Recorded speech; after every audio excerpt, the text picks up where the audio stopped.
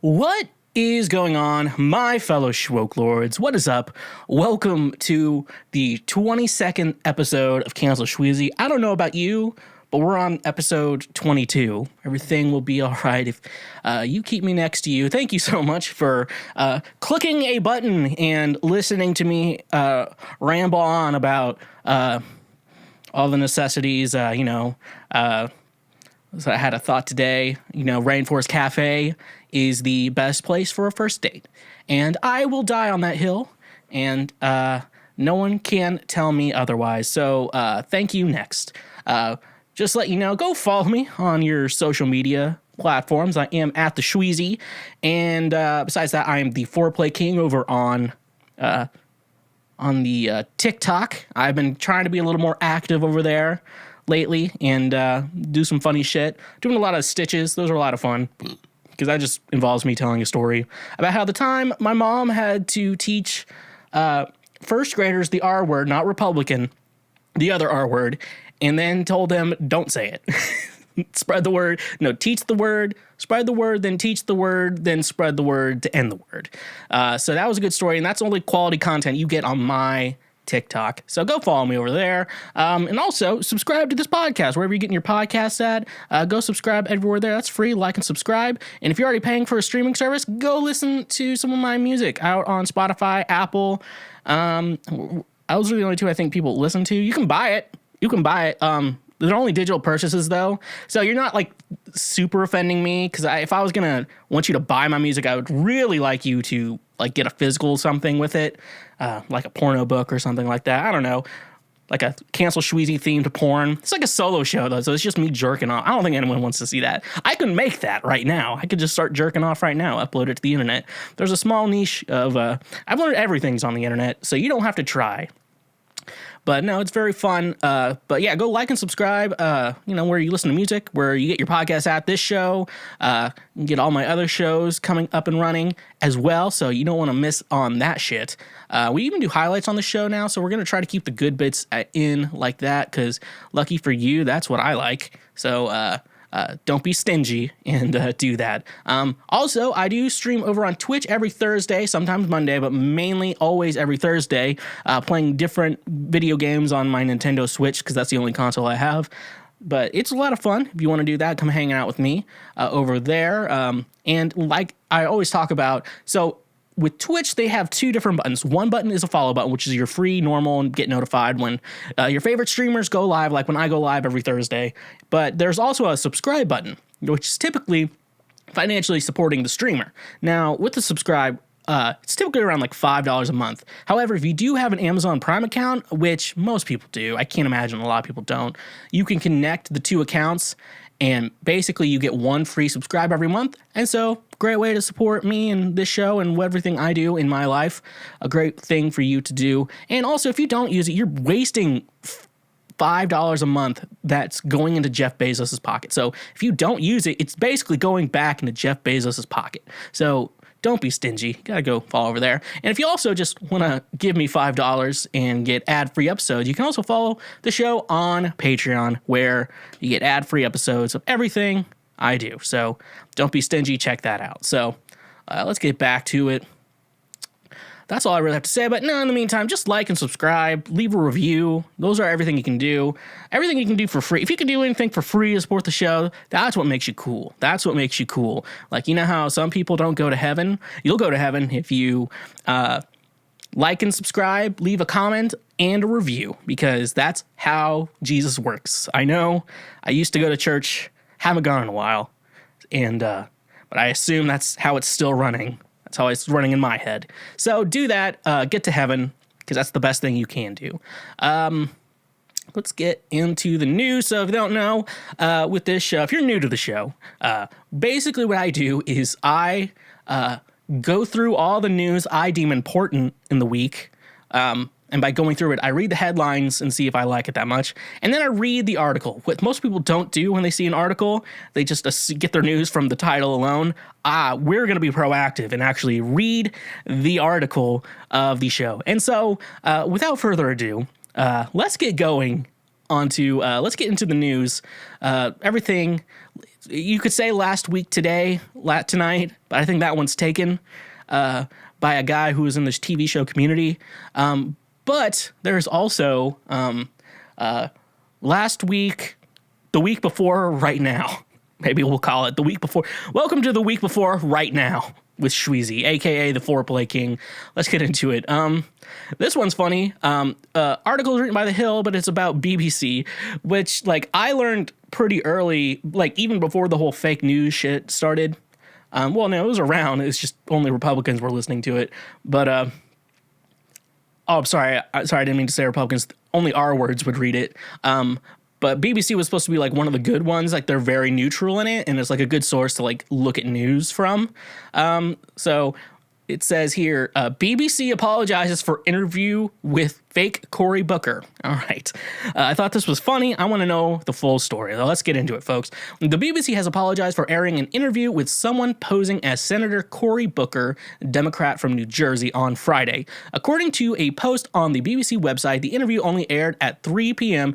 Eastern Standard Time last Friday, but was not used any other time. In our News Hour radio program, with an E in the end, on Friday, a man claiming to be Senator Cory Booker was interviewed in what appears to be a deliberate hoax. The BBC wrote in a post it called a correction and apology. We have apologized to Senator Booker and are looking into what went wrong to make sure it doesn't happen again. The message was posted to the BBC website over the weekend, and the network made an on-air mea culpa Monday. Why would you use that word? I'm assuming you're meaning like apology. You just use the word apology in your articles. Don't be fucking doing a Josh and like using like a big word that makes no sense for any human being to use in a conversation. So don't be Josh Casey. The BBC declined to comment on how the incident occurred or when the faux U.S. politician was booked. Press representatives from Booker's office did not immediately comment on the incident. This was not the first time hoaxers have managed to appear on national news shows. Last December, an animal rights activist posed as the CEO of Smithfield Foods to appear on the show of Fox Business anchor Maria Bartiromo. Before the show ended, Bartiromo became aware of the hoax and told viewers she had an important correction to make. It appears we have been punked. Yeah, because you're working with fucking Fox, you bitch. All right. Anyways, how do you pull that off? So was this like an in-person or like Zoom type interview? And you just realize you're interviewing the person like, I don't think this guy's Cory Booker. Like, couldn't have fucking Googled an image of him. I feel like that way too. I feel like I get it because if you do any type of like interview type show, you do have like, you're not always necessarily a fan of the person you're going to interview. But I always say, do a little research beforehand. And also, if you're coming on a show, I've had people like with the Schwegcast do this. Like, they know nothing of the show. I'm like, should I bring my guitar? Am I doing a performance? I mean, I kind of give them the gist of what's going on. But like, one time I was, I can't remember the artist's name, but I don't really care for them either. But we had an interview scheduled.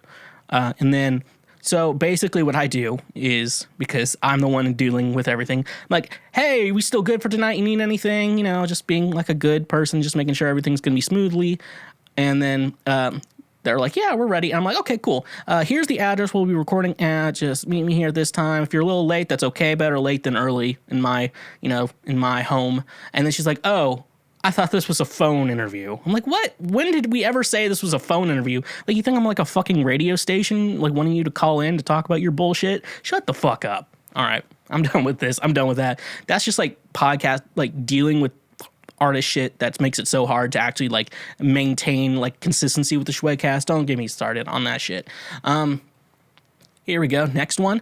Octopus steals camera and wins underwater photography competition. This is from Scuba News. From what you know is the best news.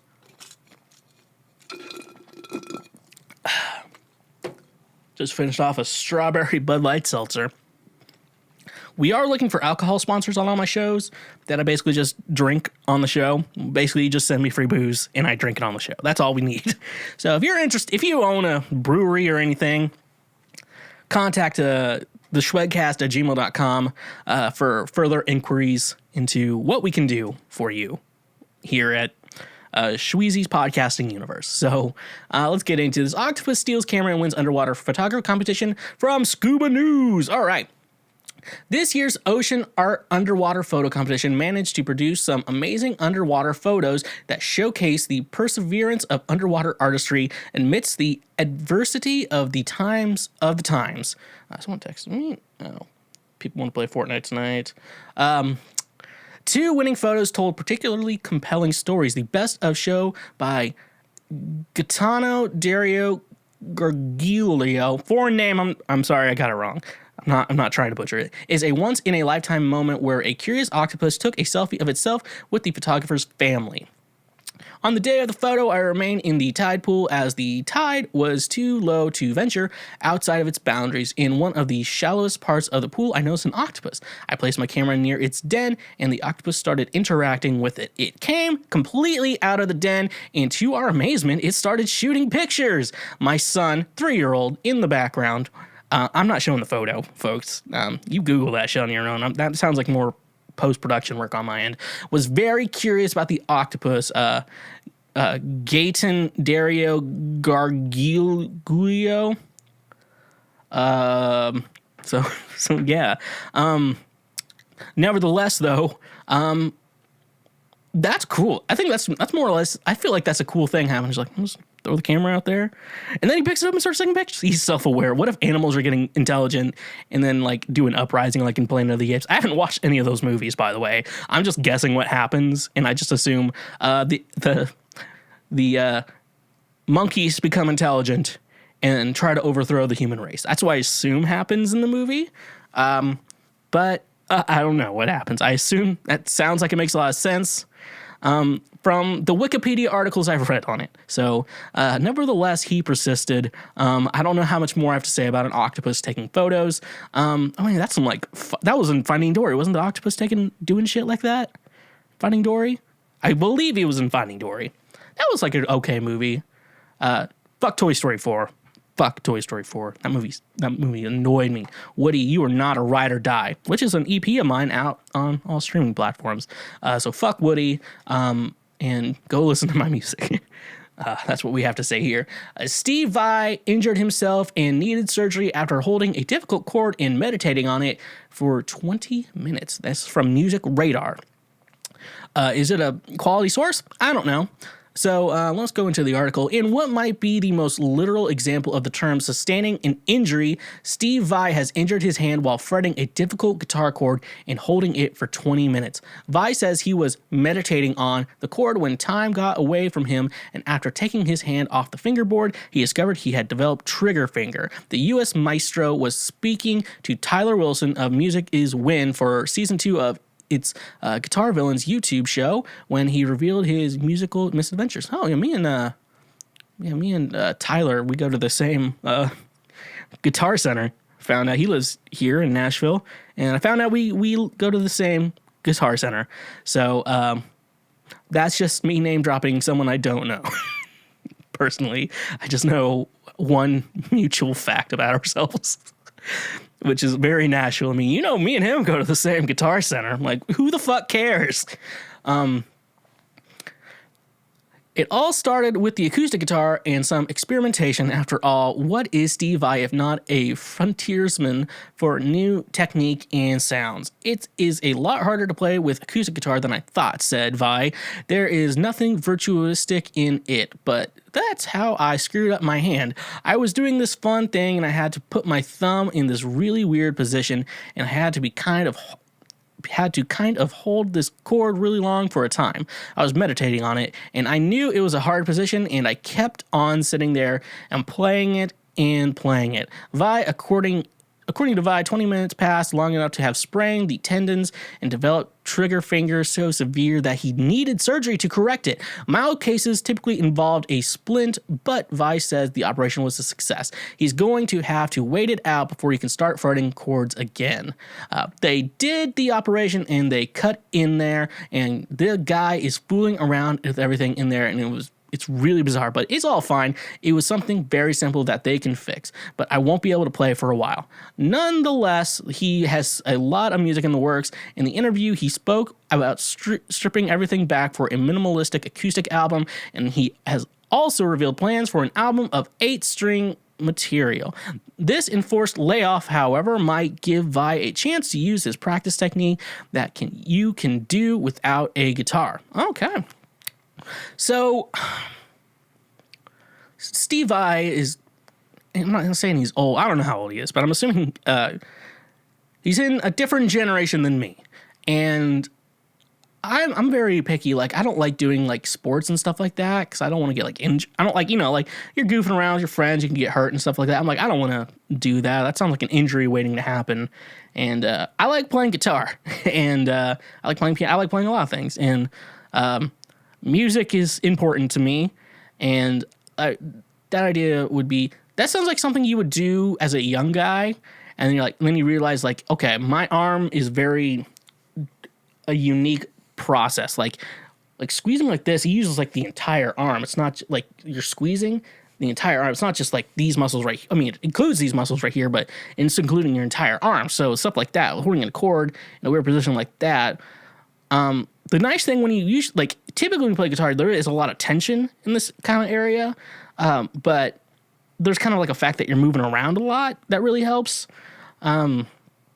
So, yeah, I mean, let this be a lesson to everyone, so do not do that shit. I remember my band director in high school, like, he got, like, tennis elbow from, like, conducting, which, I mean, typically you get it from playing tennis because you're moving your wrist like that, and you have to realize it's your entire arm. It's not just like your wrist. Like, so he was like, I guess he got that because it makes sense with the conducting. But I'm assuming there's more tennis players than conductors out there. I'm gonna make just a wild guess about that. There's more tennis players than conductors. So yeah. So let this be a lesson to everyone out there. Don't be an idiot, and kind of understand, like, if you're a musician, like, understand how your arm muscles work and how your leg muscles work. You just, like, you just have to know the fucking basics. Okay, folks? That's all I have to say on Steve Vai and the guy I go to the same guitar center as. So that's all we have to say right now. All right, here's our last article for the day. This is good for a lot of people. It's from WTRF, which I assume is out of somewhere in North Carolina. Smoked at least 100 cigarettes in your lifetime? Then you can get vaccinated starting March 24th in North Carolina. North Carolina is moving to vaccinate those in Group 4 against COVID-19 beginning on March 24th. As part of that group, if you are a smoker, current or former, who has consumed at least 100 cigarettes in your lifetime, you too can get vaccinated, according to the North Carolina Department of Health and Human Services. The vaccination changes come as President Joe Biden announces Tuesday that the U.S. is on track to have enough COVID-19 vaccines doses for every adult by the end of May. Biden added that he would like to see enough vaccine doses for every educator and school worker to receive the first dose of the vaccine by the end of March. He said he would direct every state to prioritize educators for vaccination. Also on Tuesday, Merck and Company Incorporated announced it will help make rival Johnson & Johnson's single-shot COVID-19 vaccine in a partnership President Biden called an example of good corporate citizenship. The government will invoke the Defense Production Act to equip Merck's plans to be able to produce the Johnson & Johnson vaccine, Biden said. Group 4 North Carolina is also composed of adults 16 to 64 years old at high risk for exposure and increased risk of severe illness, homelessness, and incarcerated people who have not been vaccinated are also included. NCDHHS also shared clarifications for Group 1 and 4. The definition of long-term care in Group 1 has been updated for people with intellectual and developmental disabilities. Higher risk medical conditions for Group 4 include intellectual and developmental disabilities, including Down syndrome and neurological conditions such as dementia. This week, the federal government authorized the distribution of Johnson & Johnson, or Janssen, I don't know why they put that there, one-shot vaccine in more than 80,000 doses are expected to arrive in the state beginning Wednesday. Fauci answers, "Can you have a dinner party if you're vaccinated?" ? And then Fauci says, "A third COVID-19 vaccine means North Carolina can get more people vaccinated sooner, which will save lives and slow the spread," and said North Carolina Department of Health and Human Services. Secretary Mandy K. Cohen, MD, in the release. Cooper says he will continue to advocate to increase vaccine supply in North Carolina. Since January 20th, the amount of vaccine received by the state has increased by 135%, according to data from NCDHS. Okay. I just burped through the line. That's how you know I'm nearing 30. That's cool. But like, I don't think I've ever smoked 100 cigarettes. But the idea in my mind is like someone just like binge smoking cigarettes, like one after one. I need the vaccine. Ugh. And they're just like coughing like crazy. I can't stop now. I'm addicted. Just doing that. They're doing one with fat people too. I think in California, they're going to let them. It's like, well, maybe I need to gain some weight for my health. And that's a good joke. But I feel like, I think I had a conversation with some friends. It's like, I think I've been hearing about they've had to throw out a couple vaccines just because storage and shit like that. Weird thing. So we're getting to a point, I think they're mass producing this shit on a high scale. Don't feel guilty if you get it before someone else, okay? Let's just all try to get it. I think I'm at the point, I think I'm going to just figure out how I'm going to do it, how I'm going to do this, folks. And that's how I plan to be. They're like, you're young, but I have some other problems I could probably justify it with. So, in the words of musician, I don't know if he's considered a rapper. I'm putting musician artist Black Bear. Fuck you and you and you. I hate your friends and they hate me too. All right, cool. This episode is brought to you by Gamefly. Most of you are already aware of Gamefly, but for those of you who don't, it's the best video game rental subscription service for one low monthly fee. As a Twitch streamer myself, I can tell you there are two types of games. There's the games that you go back to time and time again. For me, that's Legend of Zelda Breath of the Wild and Super Smash Bros. Ultimate, Pokemon Sword and Shield are also games that I go back to time and time again. But you also have those types of games that you play once and then you never pick up again. And that's where I believe Gamefly is perfect for you gamers out there. Most video games coming around $60 and this with new consoles coming out at the current moment, they can be upwards at $70 even then, and then you don't even include DLC in regards to that. This is where Gamefly comes in perfectly, because for that one low monthly fee, you can just rent games, play them, and then when you're done with them, you send them back. I wasn't a big fan of Luigi's Mansion back when I played it in October, so I was easily able to send it back and get myself a new game in the process, which was perfect for me. Just start playing other games, just be able to open your horizons on what games you want to play with Gamefly is my personal favorite thing. So for the low monthly price, your first 2 months, if you use the link in our description, your first 2 months are only $10. So stop wasting so much money on video games. Stop spending $60 on a game you're only going to play once. Use the link in our description today, and you can start playing more games, rent games, play as long as you want, and when you're done, just send it back. They will send you a new game to play. It's that simple. So use our link in the description today for your first 2 months of $10 with Gamefly. And just a reminder, when you support our sponsors, you also support this show. I want to talk to you about today's sponsor, FNX Fitness. FNX Fitness is committed to creating innovative supplements of the highest quality to provide focus for a productive morning, energy to thrive all day, performance supplements to reach new goals, unique sleep and recovery formulas to support any sport, and healthy supplements to support an active lifestyle for years to come. They also have a fantastic clothing line so you can look good while you work out. With your purchase of any product with FNX Fitness, one thing I love is that they donate a gallon of water with every purchase you make to a child in need in a country that doesn't necessarily have clean drinking water, which is perfect. You get to feel good when you buy a product from FNX Fitness.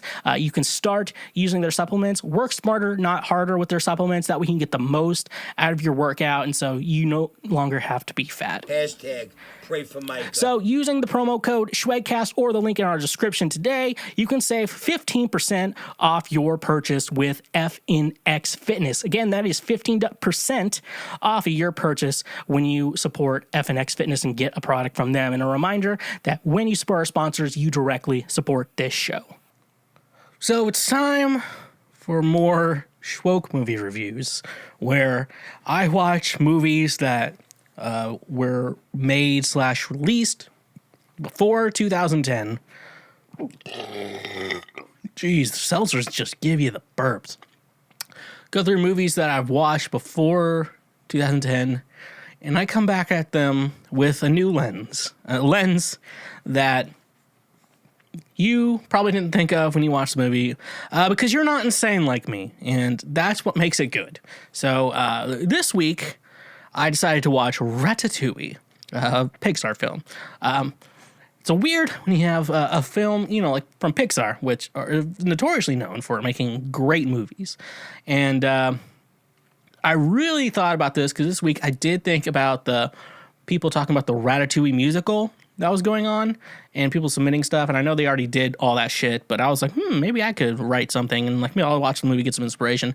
Did write a song. I'm not going to air it this week because songs take a while to get done. And I'm just one man. I can only do so much for you folks. So it is, I kind of like the song, but one day you may hear it. Doesn't sound like music I actually make. It's very singer-song, musical, piano-y type stuff, so it's a little new to me. But no, it's cool. So that's the reason kind of I wanted to watch it, kind of see if I have inspiration. Maybe I could write a song, maybe get added to the musicale. So let's just kind of go through the movie and I'll go through my thoughts as I'm watching the movie, because I had a lot of them. I'm not gonna lie, I did have a lot of thoughts. So this is what you came here for, me burping and talking about cartoons. So the movie starts out with this rat Remy, played by Patton Oswalt, who you forget is in the movie because for some, I don't know. Okay, I'm gonna stop burping soon. Okay. He has a strong food palate for some reason, while the other rats don't, because typically rats just eat garbage and they're like, oh, we're good. We're fine. We're great. But not Remy. Remy is an unusually different rat. So basically, his whole cohort and family, they either live outside. I don't know. I think they live in the attic of the place, and they kind of sneak down, get some garbage. I couldn't remember that part. But I don't remember. But anyways, well, no, I think they did live in the attic because of later points. So Remy's always trying to go down in the kitchen, get special ingredients, maybe we could cook this and shit like that.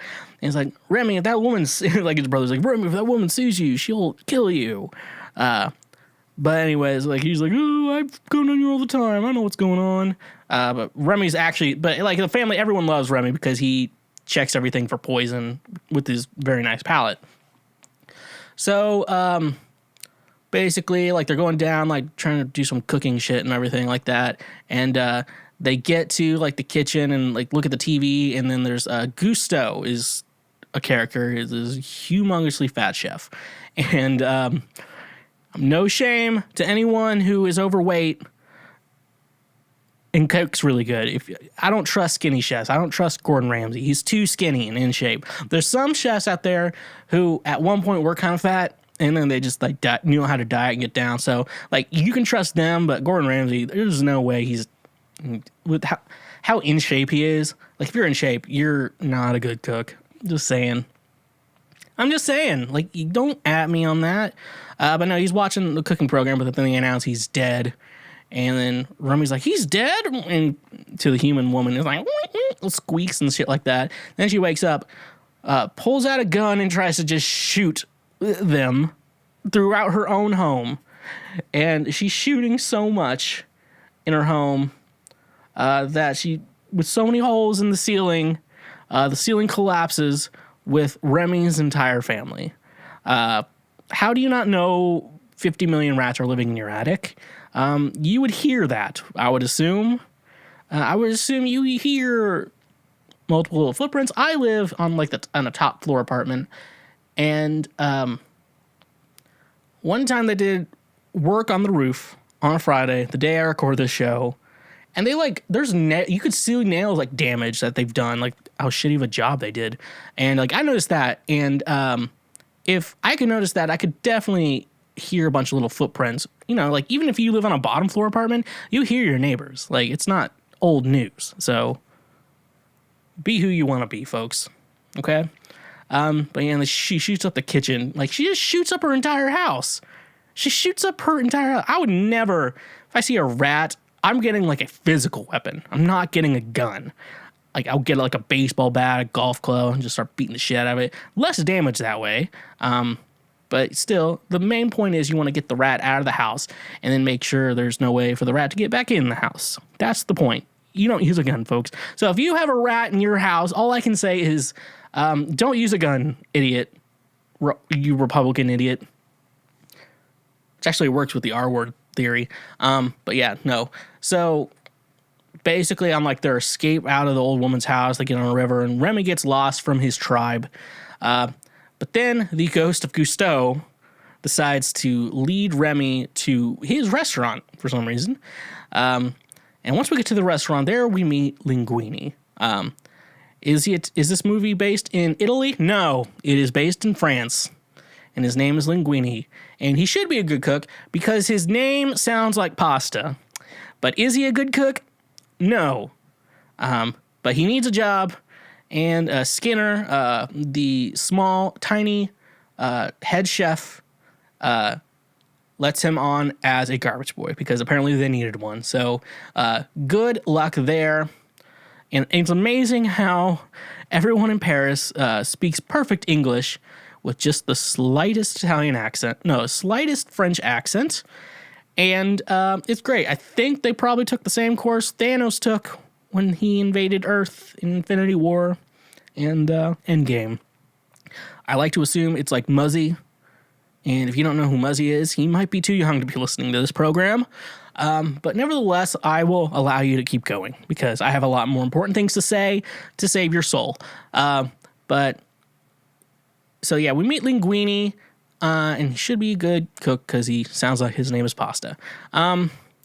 So, like, Remy, with no self-control, mainly because he's a rat and probably is pretty fucking stupid, just starts cooking in the kitchen, like, helping off this soup, like, adding all these ingredients to this soup, but then he gets caught by Linguine, and Linguine, like, hides Remy in the kitchen, and then, like, everyone's like, you were messing with the fucking soup? What the fuck are you doing right now? So, he's, going back in there, and they're like, well, let's feed the soup to the guest who wants the soup.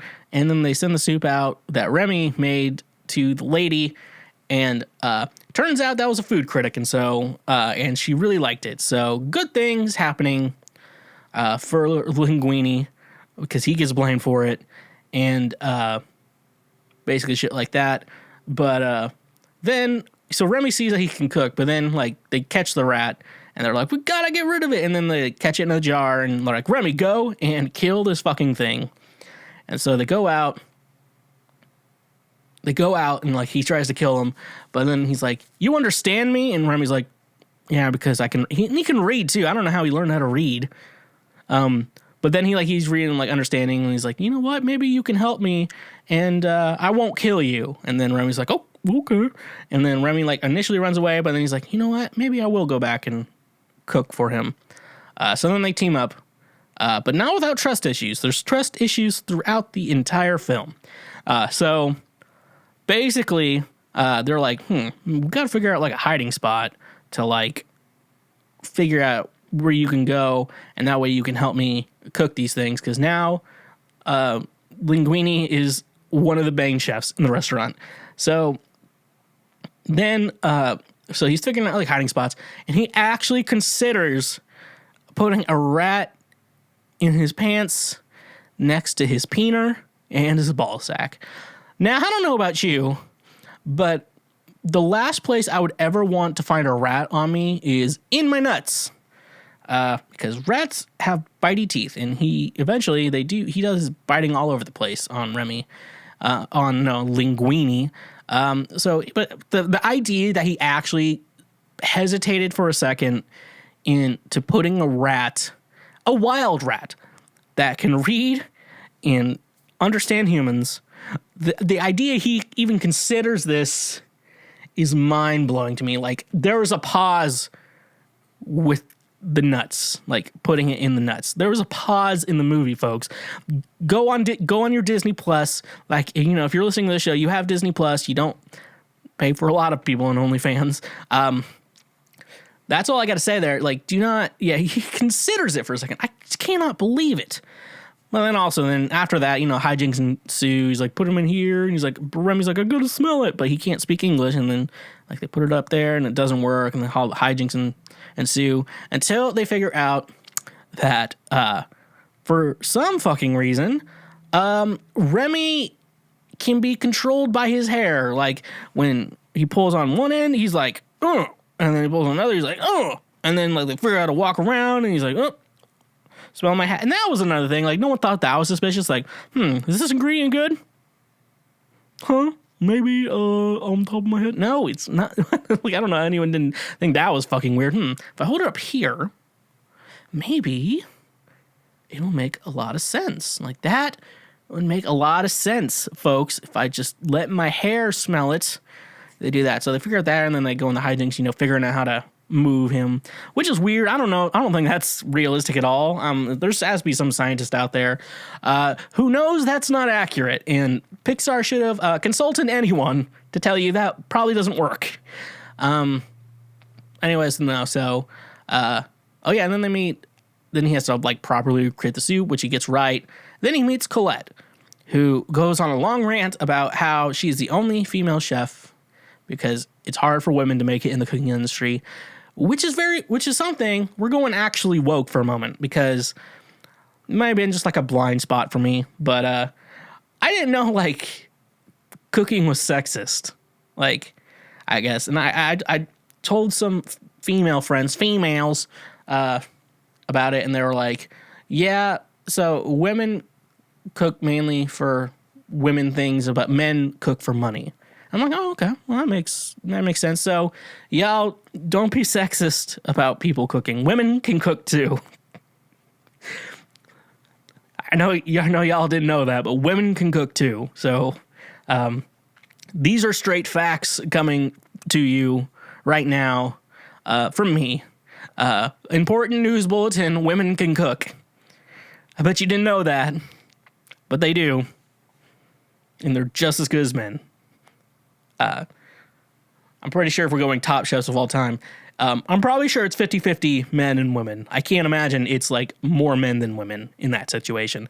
I have to think it's 50-50 in the best cooks of all time. But that's a rant for someone else, because I don't know if I'm qualified for that. It's like maybe a rant for Guy Fieri or one of Guy Fieri's friends. That's the only chef I respect, is Guy Fieri and Guy Fieri's friends. So, okay, so then there's the twist in the movie. Turns out Linguine is Gusteau's secret son. Now, I bet you're all shocked here, because Gusteau was morbidly obese, and I'm assuming that was the cause of his death. I can't imagine it's not. And he was probably recreated in one of the fat people in WALL-E. We're just going to make an assumption there that he was in WALL-E too, but it was recreated. He was cloned because they all needed something from him. But we find out it's Gusteau's secret son, which I didn't realize he was clapping cheeks. Imagine Gusteau. Look up a picture of Gusteau from Ratatouille and imagine him clapping cheeks. I don't, because it would more likely, it wouldn't be gross to me, it would be sad. Imagining him cooking, clapping cheeks. But Chef Skinner's upset because somehow in his will, the next chef in his restaurant received all his money, not any relative of his. And that's for me when I realized that Skinner's not small because of any genetic problems. He's small because he's a little bitch, and he is our main antagonist of this story. As we have learned, he is short because he's a bitch. So sometimes, most of the time, when someone has a genetic problem or a disability, it's because life takes its toll on everyone. But sometimes it's because you're a bitch. And remember, like I said that for Burgermeister Meisterburger, that's why he's in a wheelchair. And for, a Mr. Potter from It's a Wonderful Life, he's in a wheelchair because he's a bitch. And Skinner is short because he's a bitch. Sometimes God does the right thing, and jot that down. It's in the Bible. I always know. You can always say that, and it usually works. But Skinner is small because he's a bitch. And then, and then Skinner starts getting really like suspicious of over Remy. He keeps seeing the rat. He thinks, which he is, and he's like going crazy about it. So he takes Linguine into his office and starts getting him real drunk to try to get him to confess. Now, this was all before the Me Too movement. I would have assumed that he would have tried to have sex with him if I didn't already know this was a children's film. But if this was real life, folks, in real life, if your boss asks you to come to your office and drinks a lot with you, and I'm speaking to the women here, I'm assuming you would probably already know this, but if your boss wants you to come to his office and gets you drunk, just say no to that, because sounds like something bad's going to happen. This is why kids' movies has ruined our lives. It's like, oh, I'll trust my boss. He won't rape me if he gives me an entire bottle of wine. So, nevertheless, he doesn't confess because Linguine is a ride or die, and also that's his job. So he doesn't need a reason to get fired. So it doesn't work, but Remy is outside just like eating his food, and then he reunites with his brother and his family, and they kind of do a kerfuffle because Remy's like, I'm going to live with Linguine, but it's nice knowing you. I'm going to come and visit all the time like a normal people work. But that's not how rats work, because rats are not human, and this is a cartoon. So they get into an argument like, we got to stick together because we have to build our tribe and stay alive together. And then he takes him to the dead rat shop where there's just like a bunch of dead rats hanging on the wall. No one's eating rats. Like, are you selling dead rats? How is that a business? It's France. I'm sorry, I forgot. It's France. France would sell dead rats to people. It's like, here's your rats, but it's also a rat poison store. We got the dead rats, and then we got the rat poison for you. Take it all. Whatever you want, it's on. We'll help you out. We're just trying to make a sale. A business is struggling right now because no one wants to buy dead rats. But we get a couple customers in for the rat poison, which is actually useful, but no one for the dead rats. So I don't get this store. I don't get this store at all. It's just a bunch of dead rats hanging on a wall. Like, come and buy your dead rats. It has to smell eventually, though.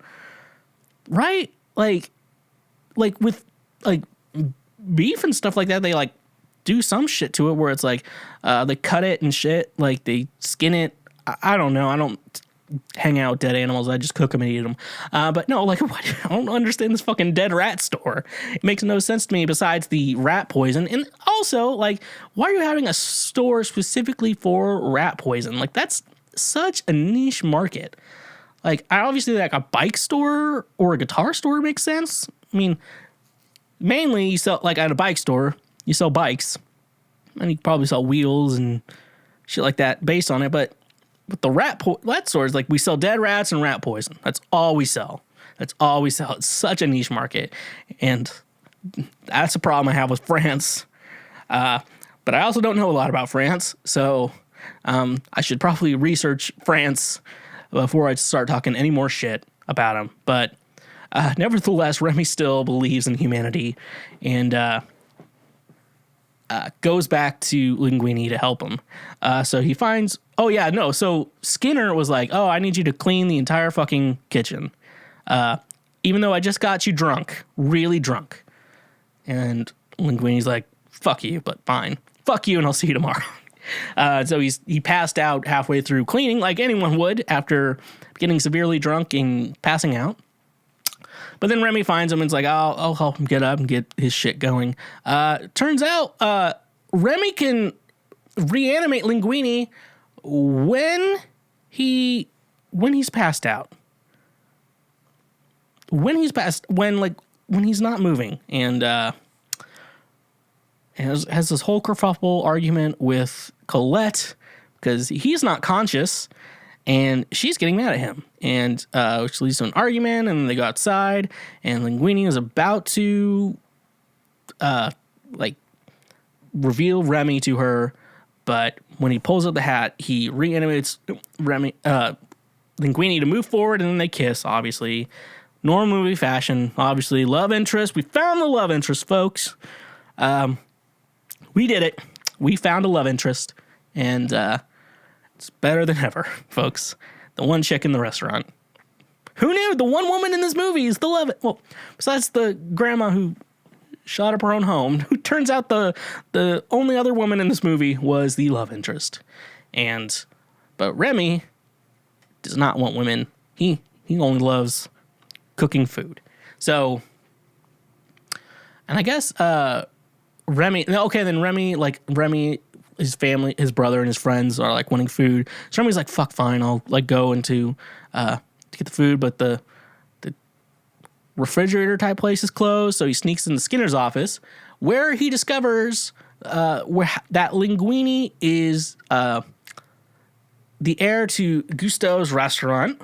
But obviously Skinner walks in, they have a little fight, and he runs away, and he gets away and gets it to Linguine, and Linguine finds out, becomes the owner of the restaurant, and Skinner gets fired, and in his unemployment, instead of just finding a new job, what Skinner decides to do is stalk Linguine, because now he has no job, so he has a lot of free time. And in his free time, he wants to figure out what Linguine's relationship to this rat is, which is adorable for a little man who is also a bitch, which is the reason why he's little, if you didn't know. He even calls a health inspector saying there's a rats in the restaurant. He's like, well, we'll come in 3 months, which is also a weird thing as we come up to later. So, but then we get to the final act of this movie. Linguine and Remy get into like a little fight when he's like on like getting interviewed for the TV, and he's like, my inspiration's Colette. And he's like, I'm not going to fucking say a rat is my inspiration. We'll get shut down immediately. And so they get into a fight about that. Very, very one-sided, if I do say so myself. So Remy's like, oh, I don't need you. Goes away, but then he's like, oh, I actually probably need him. So then Remy runs into his family again, like, we want food, come get us some food. And he's like, you know what, fuck it, bring the whole tribe. They all come in, sneak into the kitchen, like, are all getting their food.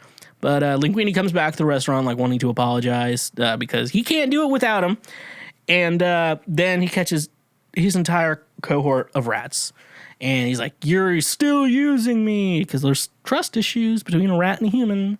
Who would have guessed that two species that don't speak the same language are having problems with trust? So Remy's like, oh, I'm done with you. And then they leave. And then Anton Ego shows up to the restaurant, and he's like, I heard you guys got better food now, and I'm being a little bitch right now for some reason. Mainly because he says he doesn't swallow food he doesn't like. And he's probably just hungry. So I'm going to assume that's the problem with him.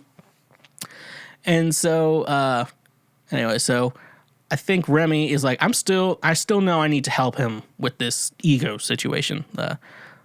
Ego is the last name of this dude who's malnourished. And so, like, oh, yeah, and then, like, Skinner sets up a little trap and traps him and then throws him in the trunk of his car.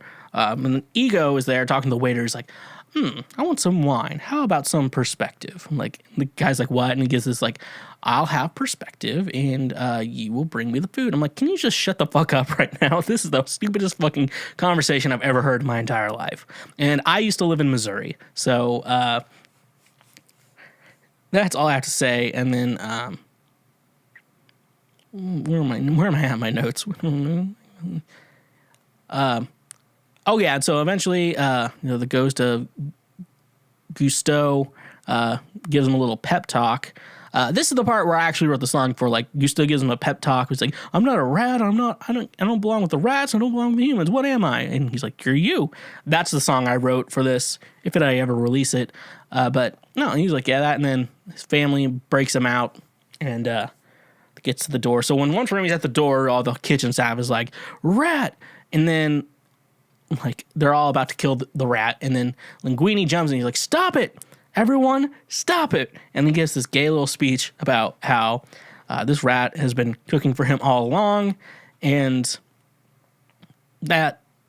And then everyone just quits on the spot because they're like, what the fuck is going on right now?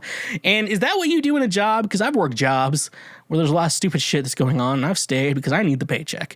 But not in this situation, though. No, not in this one. So, not that. So, then, okay, so they realize that it's just Remy and Linguine. Eventually, Colette returns because she's on a moped and sees a bookstore with Gusteau's book that said anyone can cook, and they're like, you know what, fuck it, a rat can cook. And then like she goes back because that's the dick she's riding. But then Remy gets his army of rats to help him cook and everything, and Linguine is gonna wait tables because that's the best situation for that, since the wait staff is all gone. It's like, well, let's have the one person who's not cooking wait tables. That's how I think places work. And yeah, so the rats are doing all this shit, led by Remy, doing that. Then the health inspector walks in, and when they're like, I'm not gonna be able to see that for like 3 months. But then like conveniently the day, like he walks in unannounced. Are health inspectors allowed to just come in unannounced? I don't know how restaurants work. But then they're like, what meal are we gonna make for Ego? Because I guess he didn't decide anything. And they're like, let's make this dish called Ratatouille. That's the name of the movie, folks. We got the name of the movie. And so they make Ratatouille for him. He eats it, and he has a flashback to his childhood. That's how good it is, to like when his life was better. So a malnourished man eats his first meal in forever. And eventually he wants to meet the chef, and they have to wait till closing. And then they take out the rat, show him everything that's going on. And then Eagle's like not phased at all, a little confused at first, but not really phased. But you know, he liked the meal, so he was not a dick. He gave a good review. But then we get to the end of the movie where they had to let the health inspector go from the rats tying him up, and they shut that shit down immediately. Like an army of rats cooking. Like this can't be safe. And so the movie ends, and Ego loses all credibility, but he likes the food so much because it's the only food he actually will eat. And so now he's being nourished. And so the movie ends them opening a new restaurant called Ratatouille. But I believe everyone who goes to the restaurant is okay with the rat cooking. So that's how the movie ends. So folks, we live in a society, everyone. We are living in a society. And all I can say from this point, honestly, I don't even know the fucking... I feel like there's like morals to movies. Like I feel like there's morals or like meanings to movies. Is the meaning of a movie even a rat can do anything? Or a rat can achieve greatness? Is that the moral of this story?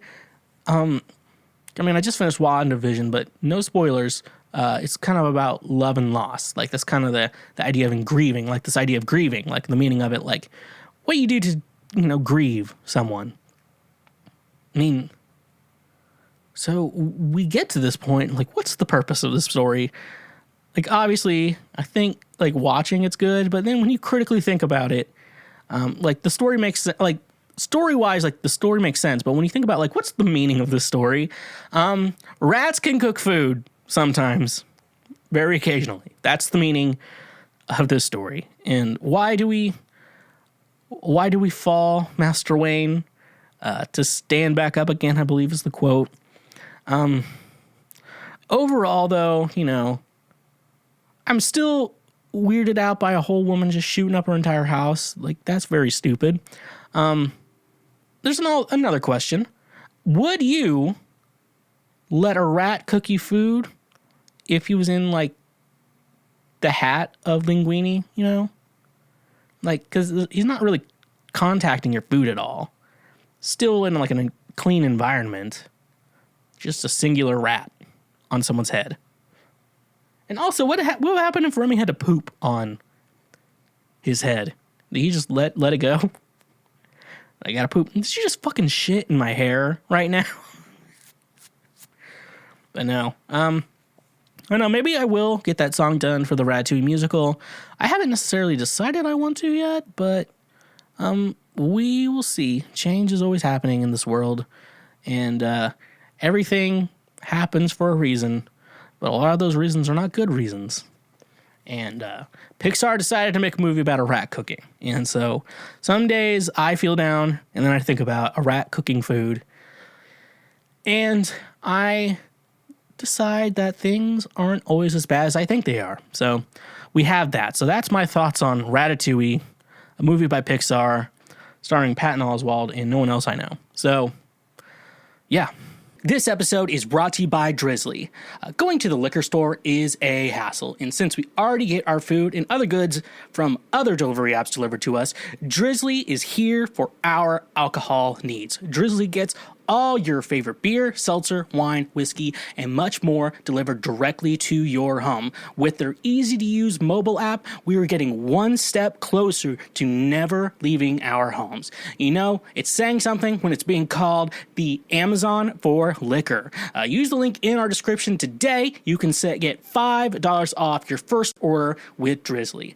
Drizzly has proprietary ID verification technology that it provides to its retail partners that allows drivers to scan IDs for more than a barcode to make sure the purchaser is over 21 years old in the US and of legal drinking age in Canada.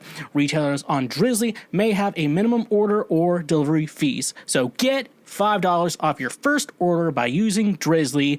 Use that link in our description. And remember, when you support our sponsors and use our links for these, you directly support this show. This episode is brought to you by DoorDash. Are you depressed?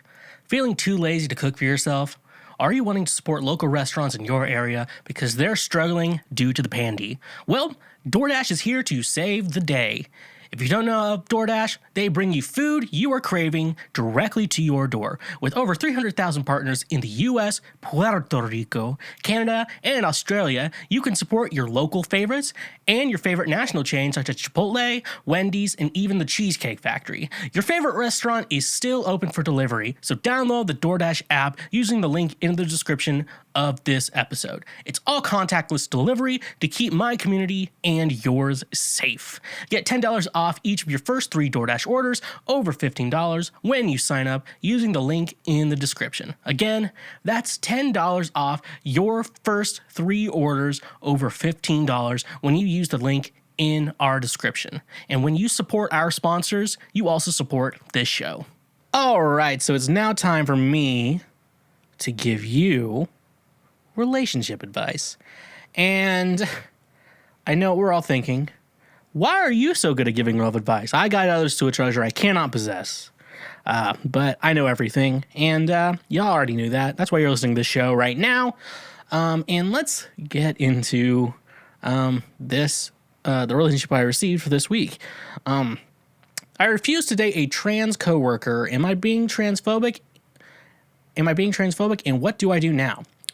I had been talking to a chick, Jane. I had been talking to each other. Let's call her Jane. Jane and I have been talking to each other for like a week or two, and she had sort of come out to me. She was trans and asked if that it was a deal breaker. She was talking about dating here. I said yes, because I feel uncomfortable dating a trans woman and because I want kids one day. I've been called transphobic by her and her friends for my refusal to date trans women. I don't think that anyone is entitled to anyone's body, period. And trans women are not entitled to mine. Am I really being a transphobic asshole? What should I do now at this point? I can't really be forced to date a trans woman. I'm so scared that I might get reported to HR for transphobia or some shit. So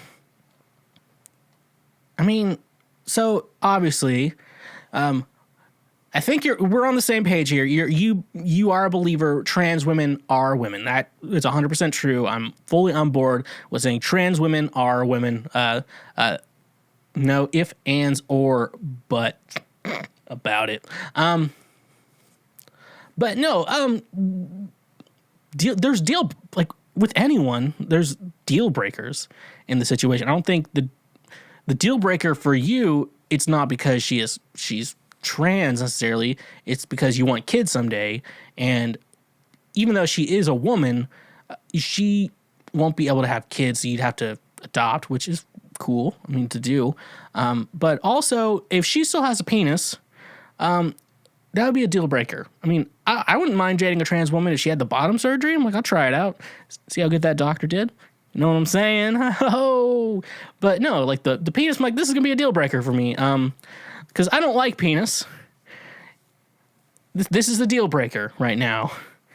I like them vaginas. So, I mean, yeah, even though your deal breaker is you want kids of your own one day.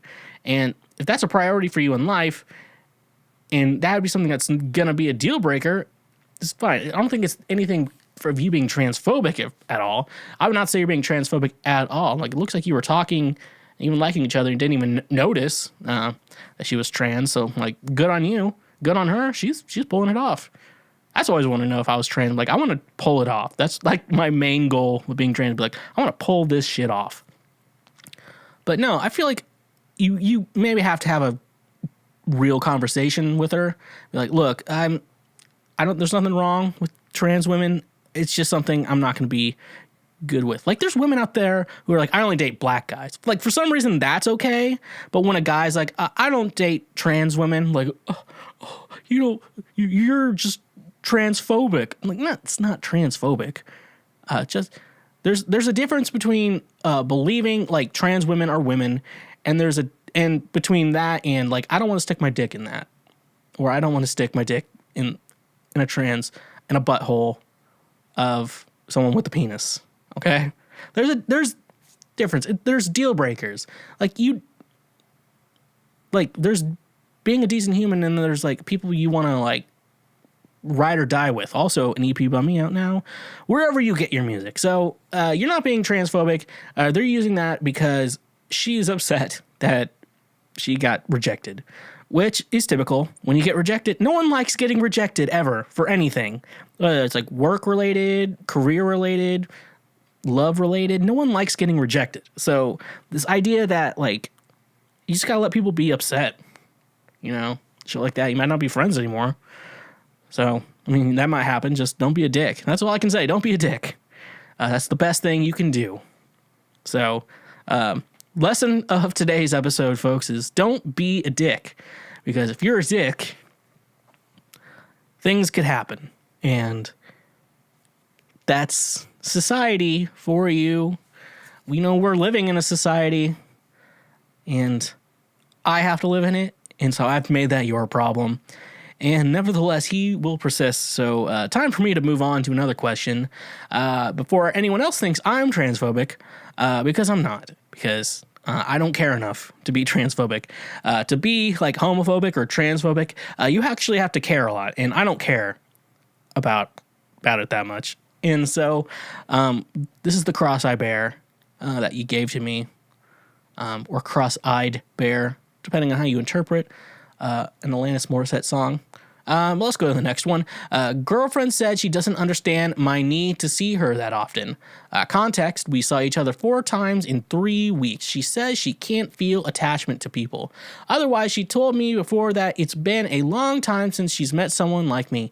Now, she did not reply to my text for the entirety of the day. Any advice, please? I am really into her. This bitch sounds toxic as fuck, my buddy. The idea is that she can't feel attachment to people. Sounds like you're a millennial. Sounds like these two are millennials. And yeah, I don't know. That's a huge red flag. She can't feel attachment to people. Sounds like you're way into her, and she's not that into you. That's all I'm gonna really say here.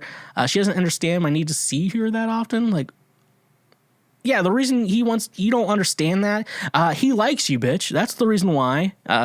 He wants to be around you all the time. When you like someone, you want to hang out with them a lot. It's just science. That's how life works. You might be too fucking stupid to understand. That's how life works. When you like someone, you want to be around them a lot. That's how we do life.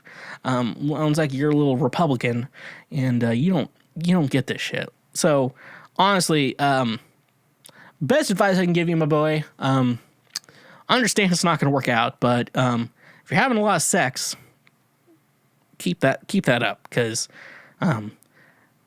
you got some mileage with people on how many times you're going to be able to have sex with them. And once you reach a certain mileage, it's not going to have sex anymore. We're not objects, people. I'm not saying we're objects. This goes for men and women. This is like a mutual thing.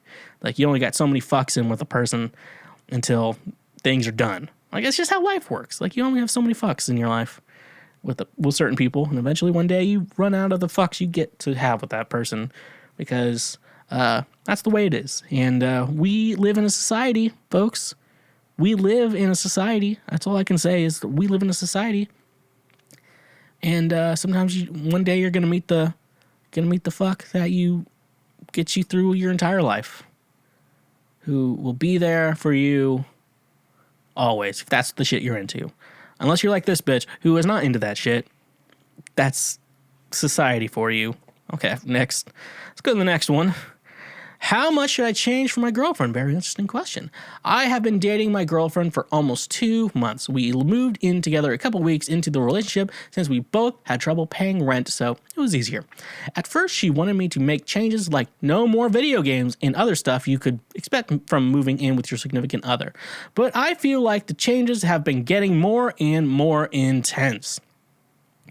Lately, she only wants me to wear clothes that she bought for me, which aren't at all in the style I normally wear. I usually dress in plaid or plain shirts, but she has me wearing hoodies and ripped jeans. She made a list of things I'm not allowed to talk about or mention, which I'm supposed to memorize. She has blocked certain people on my phone without telling me. Most importantly, she wants me to give my dog to my parents. I try to talk to her, but she freaks out whenever I bring it up, and she knows I'm not confrontational at all, so she knows I'll just let it go. Maybe this is all normal and I'm being overdramatic, but I don't know. I feel like she wants me to be a completely different person. What should I do? Okay, she wants you to get rid of a dog? Maybe she should live with your parents and the dog stays with you, because dogs are pure and innocent creatures, and they can only be fucked up by humans. So do not get rid of the fucking dog. If you're going to move in and live together and someone has a dog, the dog's coming with you. The dog is coming with you. Okay? You don't get rid of the dog. That's shit. Do not get rid of the dog. The dog is staying. You got to be firm with that. You're going to have to be confrontational in that situation. Always stay with that. You can always just give her away. Have her live with your parents. That sounds like a better plan from what it's sounding like here. So no more video games and stuff like that. The clothing one is there's a weird thing with the clothing one. Like, if she likes that, what you wear that, but you prefer to wear this, that's a weird thing. Hoodies and ripped jeans. I'm not understanding the fashion difference there, so I'm going to avoid that topic. Blocking certain people on your phone, that's toxic behavior. That means she does not trust you. And maybe we got to figure out what is the reason why she doesn't trust you. The dog is, and she freaks out every time you bring it up, because I think she doesn't want it. So yeah, I think she does have an idea of a perfect man and is trying to mold you into that idea. And in most relationships, if you think that at the beginning, it does not work out. It does not work out that way. If you think you're going to be able to change someone, you will not be changing someone. You can't change someone. You can't change another person. You can help them move in a different direction if it's something, a toxic behavior, but a lot of times you're not going to be able to change someone. So she's going to have to stop trying to change you. Best thing for you to do is to stay the way you are, and some minor things you can always probably change, how to like work things out as a couple. But yeah, do not change for this bitch, because it does not sound like she's worth it to you or to your dog, because it sounds like your dog is a pure soul, and you should buckle down on the dog at least, if you're not going to take anything else I say. She's gonna have to learn that, like, oh, this is the guy you're with. You're not changing me for shit. And then she's gonna be like, oh, I guess I love them still, so I guess I'll stay the way I am. And then she might not put it out for a while. Anyways, next question. Going on rants. Girlfriend hates video games. My girlfriend gets upset if I want to play video games since she thinks it takes away from our time together. It is really starting to bug me and seems minor, but it's a red flag for me, big picture. She will constantly watch her TV shows during the day, in bed, with her headphones, etc. In most cases without me, which is fine. I hate watching TV, let alone her shows, which are mostly reality TV and relationship dramas. I've tried a few times to watch with her, but it is just not for me. I would like some fresh ideas from others on how to present my case to her. I want her to have her vices, and I want time to have mine without feeling guilty. I have already tried talking to her about it, letting her know that I love spending time with her. I believe we should both be able to do our thing, but it is hypocritical to demand I don't play video games, but she can watch her shows. She says it's different, but doesn't/can't explain why. I think this will give some insight into how she operates in these situations, and I'm curious. Any ideas? So, I play video games with my friends, and I just say, I'm like, she can play with us. And so that's my best suggestion for you, to have your girlfriend, or did you say girlfriend or wife? What did you say? Girlfriend, okay. You said your girlfriend doesn't like you playing video games. Invite her to play with you. Get her a setup. If you're a PC gamer, I don't think you have a girlfriend, so you don't count. Like, set up like a LAN party situation so you're playing together, and it's a little fun. Get a Nintendo Switch. Depending on the game you play, it's probably on Switch. One can be handheld, one can be on the Xbox or the PlayStation. Fun. Just do that together, and you have more quality time.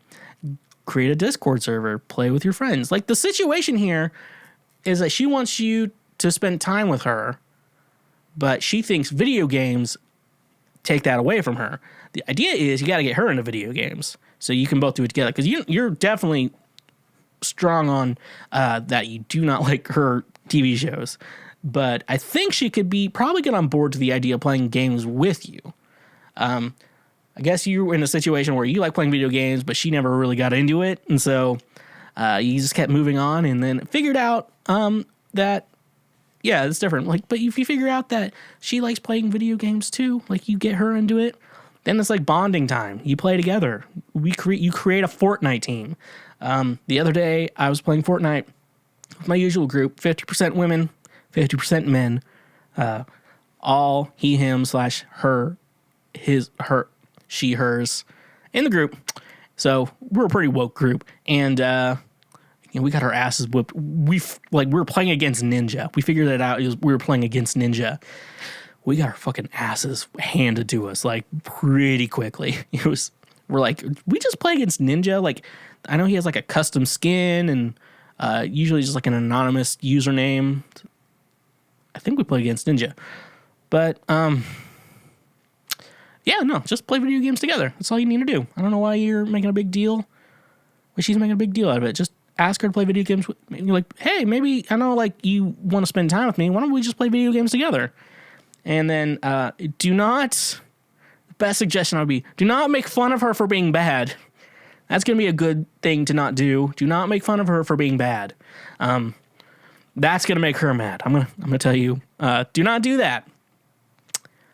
Ever, for any reason whatsoever, no matter who you're with, where you're from, who you could be, who you are, and everything else in the world, don't do that shit, because that's not going to help you get laid ever. And I'm here to help you know to don't talk shit to someone if you want to have sex with them, unless they're into that shit. Then keep doing it, because that's going to be the best thing for you. All right. Next up.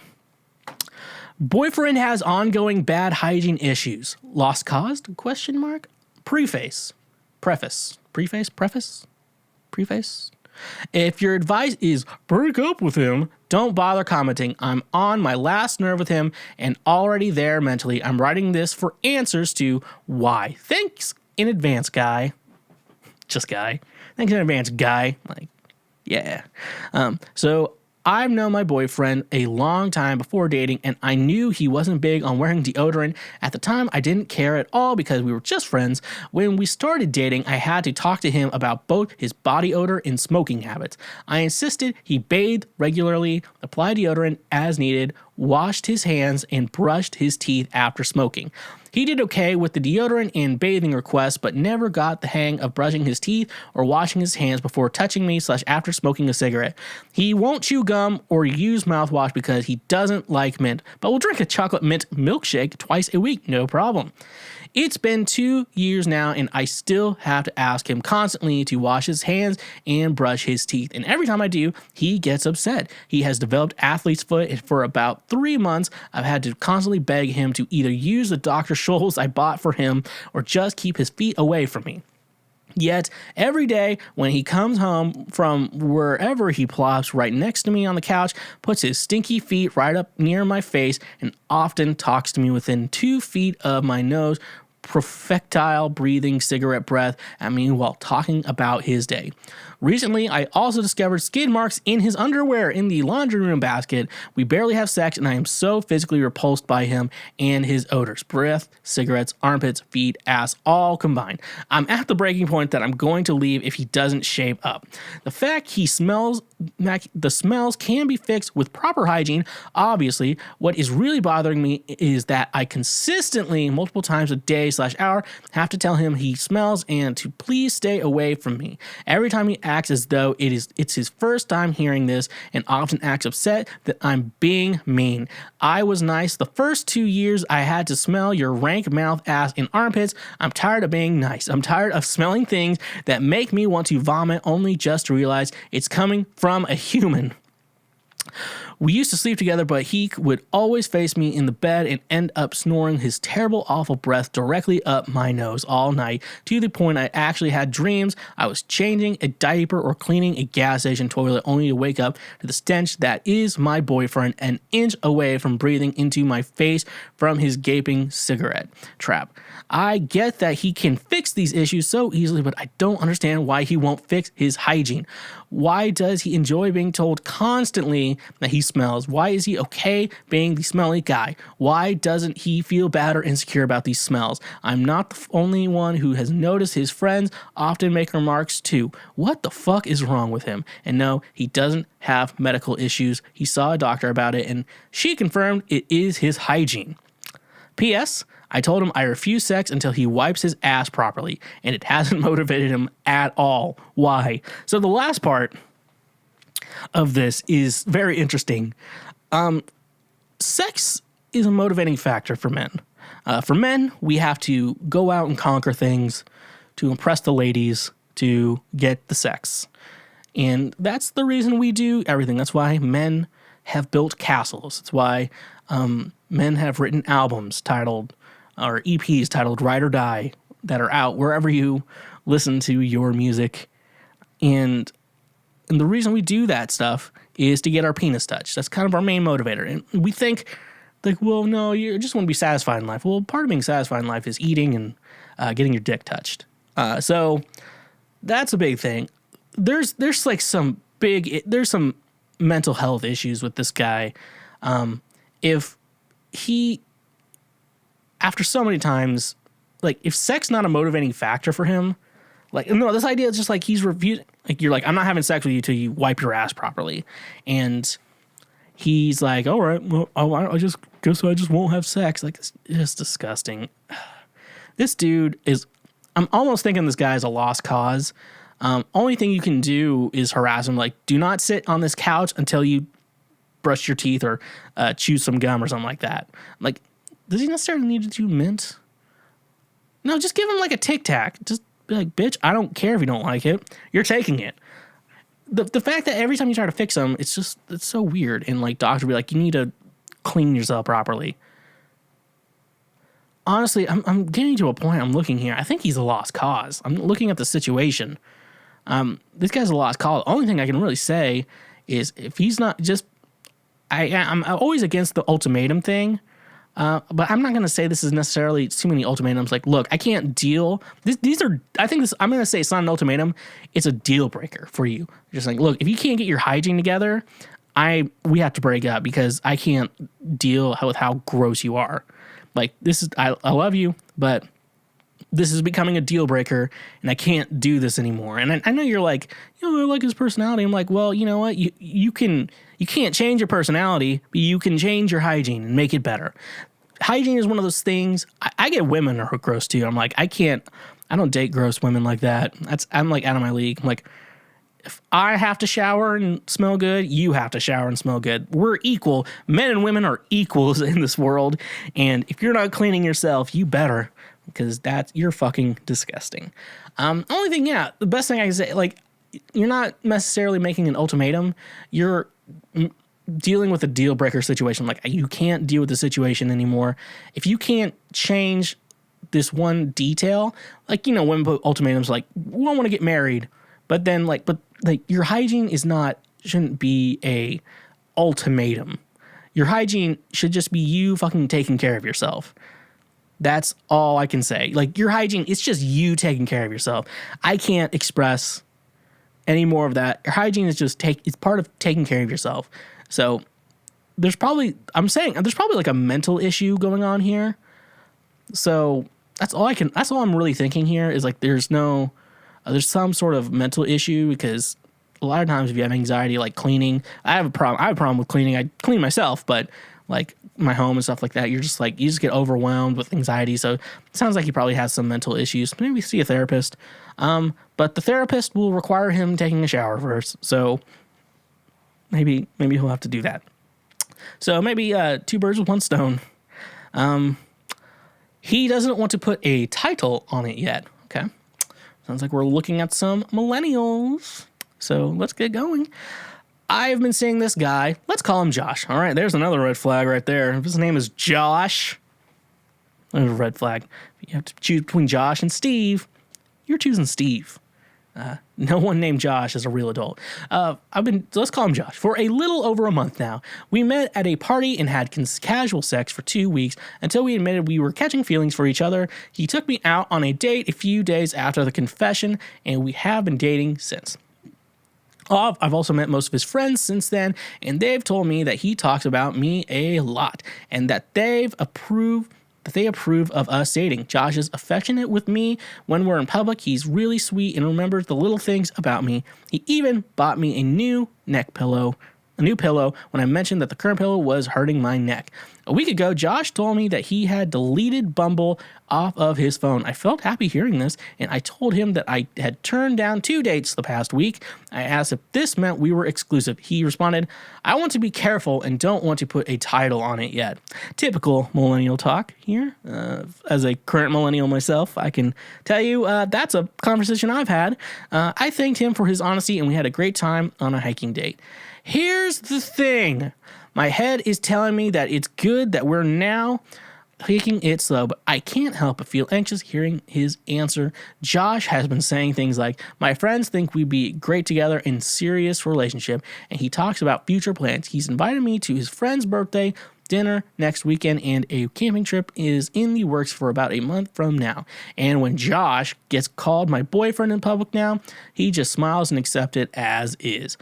I worry that my red flag radar is off because my last relationship was an abusive one with a man who pressured me to move in with him after 2 weeks of dating. I did, and it was a nightmare. I'm used to whirlwind romances with narcissistic personalities, so not putting a label on what Josh and I have right now feels out of the norm for me. I also worry that Josh isn't ready for a serious relationship. Although he says he's looking for one, he got a divorce 2 years ago, and from what I've gathered from what Josh and his friends have told me, he and his ex just weren't compatible personality-wise, and the relationship brought out the worst in both of them. I told Josh 2 days ago that if he ever felt like he couldn't pursue something serious with me, that I'd prefer his honesty and that I didn't want to be led on. Josh replied, if I was leading you on, I wouldn't have introduced you to my friends and I wouldn't be making future plans with you.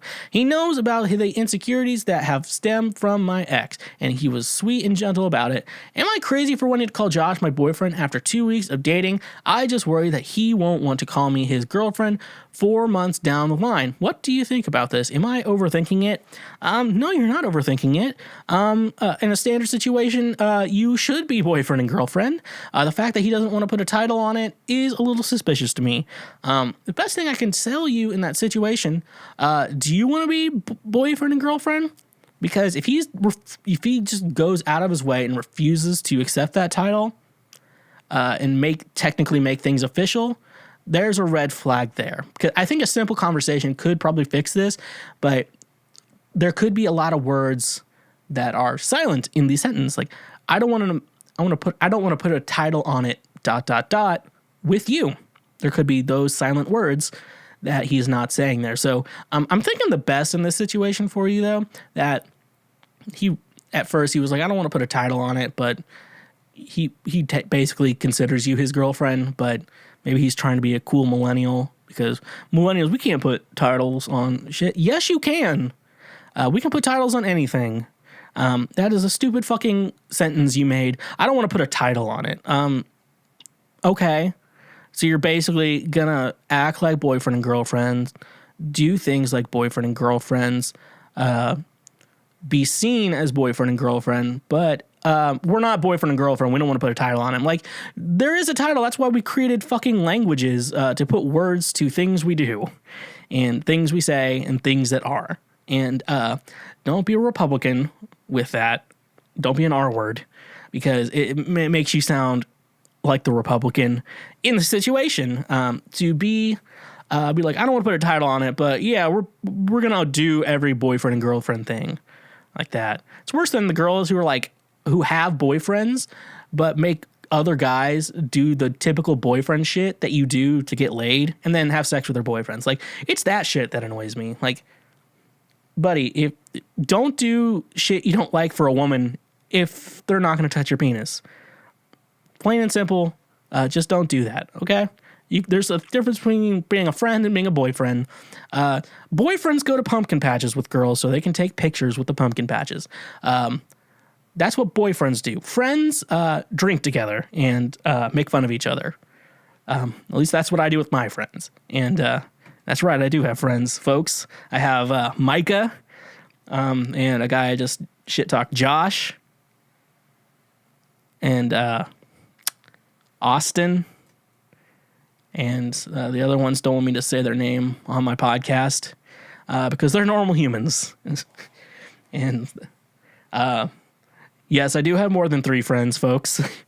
Don't question it. And that's all I got to say on that. It looks like I got food coming my way. How do I talk to my partner about his erectile dysfunction? I've been with my boyfriend for a few months now, and things are great. We have similar libidos in great chemistry, and his erectile dysfunction puts a huge damper on things. When he's fully hard, it's so great, but that's like 10% of the time. 80% he's at half mass, and the other 10% of the time he goes fully soft, and we just have to stop completely. When he needs a break, I'll usually just cuddle and kiss him in any pressure or expectation to let him know I still find him sexy, and most of the time that works, so we can continue, but this is a problem that begs a solution, and I realize how touchy of a subject a man's sexual performance is, so I haven't quite broached it. We went to a sex shop not too long ago, and while we were browsing, I pointed out a cock ring, and he suggested we get it, and the reply was, I don't need that. LOL. Yes, you do, babe. Did not say that, just thought it and kept it moving. Anyways, I think it's because he's overweight. He is trying to get in shape at the moment. How do I bring this up? What wording can I use that isn't going to hurt him or give him some kind of complex? Do I just support his getting in shape goal and not talking about it? Specifically for the men in here, in what way could this be brought up to you where you could healthily acknowledge it? I understand losing erections here and there. That's not a big deal, but having a squishy dick shoved inside of me 90% of the time is starting to really bother me. Of course it would. I like a lot of sex, so it's something that needs to resolve in one way or another, and he seems to be in some kind of denial or something. Okay. Says you like to have a lot of sex. If he's on any other like antidepressants or something like that, that's gonna make a huge difference. So think about that. But also, there's a couple things, like being the overweight part is a problem for some people. But I know a lot of fat people who jerk off. And they say, don't be stingy, Mark. Come on, Mark, don't be stingy. Those type of people. So erectile dysfunction. So at least you're not blaming yourself. That's a good thing. But erectile dysfunction, I know. I take antidepressants, heavy ones, and so I used to have a pretty high one, but now it's like probably what a normal person is. Mainly, it's just like I'm always DTF, but like I also have to like make sure I can get it up and shit like that. But then I last longer. So who's the real foreplay king here? It's me. But also one big thing is I've listened to a couple podcasts on this, so I'm obviously an expert in this field. But a lot of times, erectile dysfunction, assuming that you're not like super an older couple, erectile dysfunction could be like a check engine light on a man's body. Because first of all, because our men's main goal is to like fuck and eat and sleep. Like that's all we really need to do. So if one of those things are off, there could be a huge problem. So I would actually suggest going to a doctor, getting some lab work done, just seeing if something's off. If everything seems good and it's just fat, maybe a situation is just got to get some pills, man. Keep up with them. I mean, there's nothing wrong. We need to stop shaming boner pills. I feel like we can stop shaming that shit. Sometimes they help you out. Like I've heard some guys like they just like I don't need it, but I just take it and it just makes my wood just big, like harder, and then it's a little bit bigger too. Sometimes it gets bigger. You get some blood flow down there. It's really cool. If that's not the problem, have you tried giving them a blowjob? Sometimes that works. I just assume why don't people like if someone's like just losing it, it's getting softer, like just put your mouth on it. Sometimes that works. Sometimes it doesn't. I don't know. But I think the best thing I can say is see a doctor, and then worst case scenario, take some boner pills, because who the fuck cares anymore? I don't know why that makes you like less of a man. I can't get hard for a woman. Wouldn't that make you like a better man? Because like, you know what? Try your best. Try your best, woman. Try your best. Nevertheless, I am going off topic like usual, but best suggestion is go to a doctor, get some lab work done, because that's a good check engine light of the male body. That's all I have to say. I got more questions here. I think I only have I only have 2 left. Okay. We're almost done with this show, folks. If you're struggling through this, we're almost done. Best friend and I started hooking up, not sure what to expect out of it. My friend and I have been super close the past 4 years. We consider each other best friends and do pretty much everything together. For the majority of our friendship, we have been 110% platonic.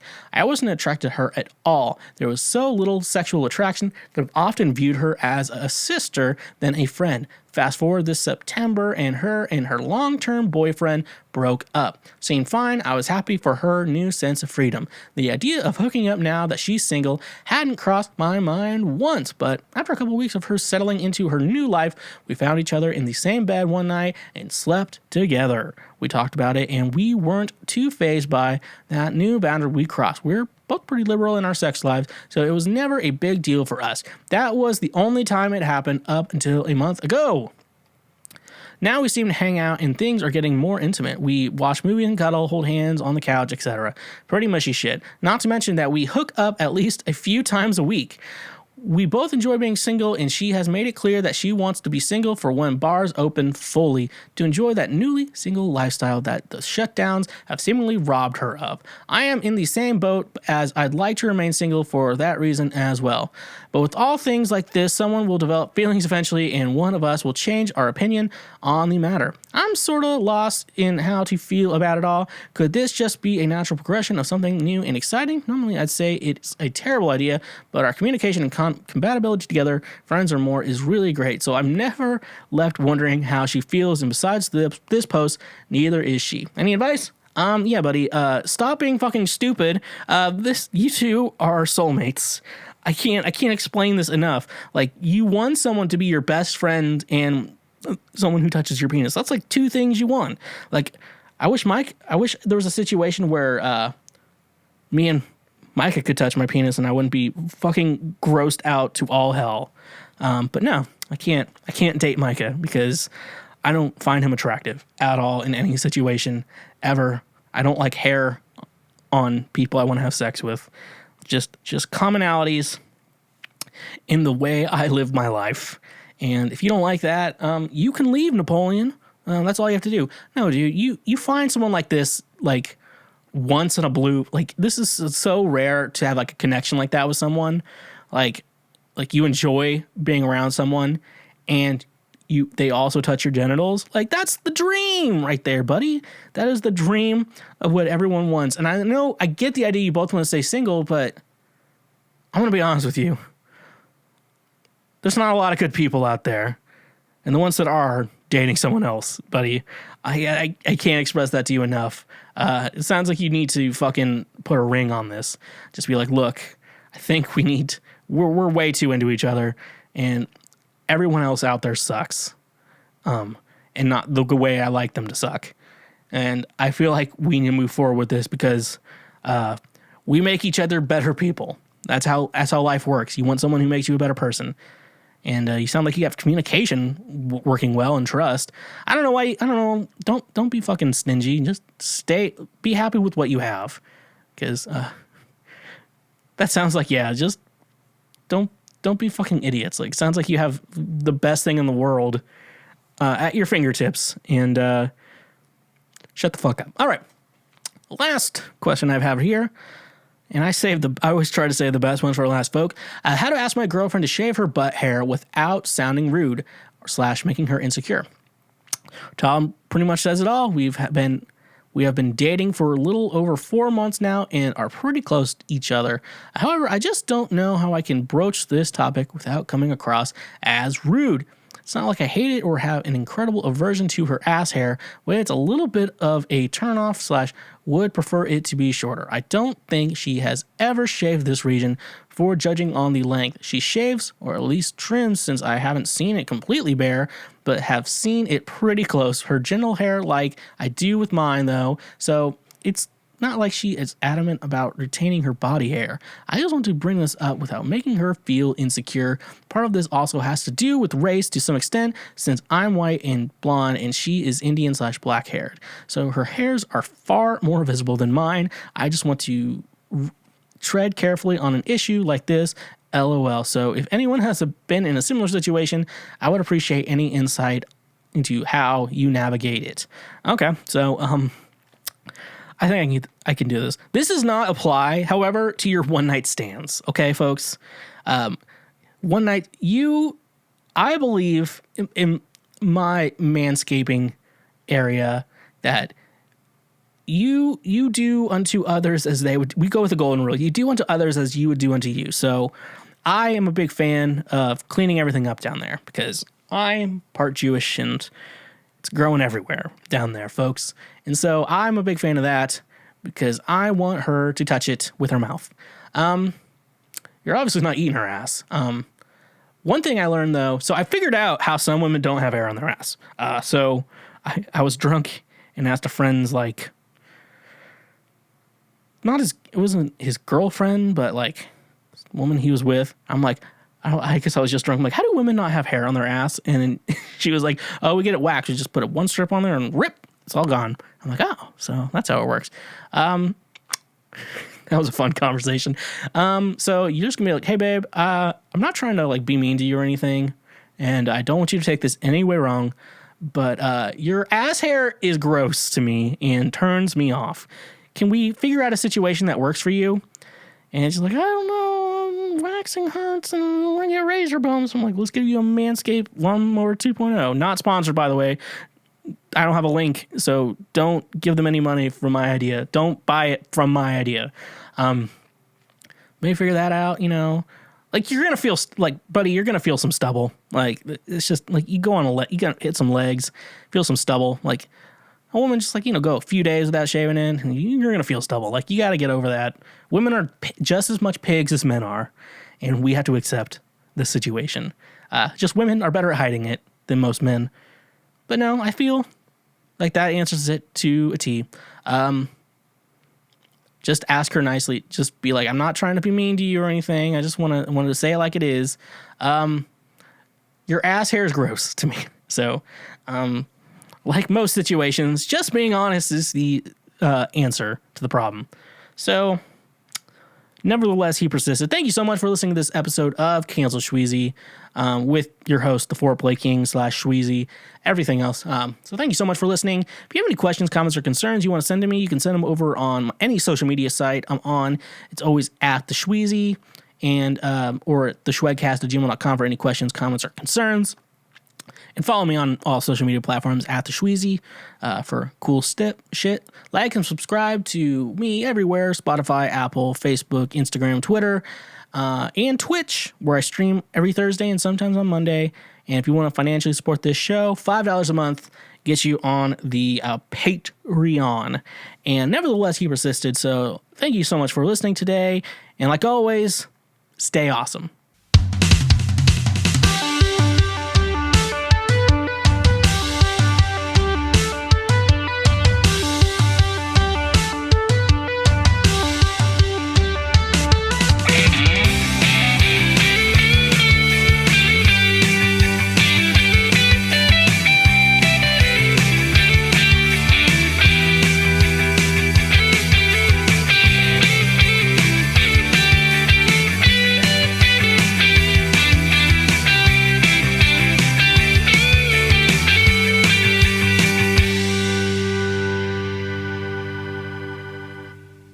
Hashtag pray for Micah. Well, look at you.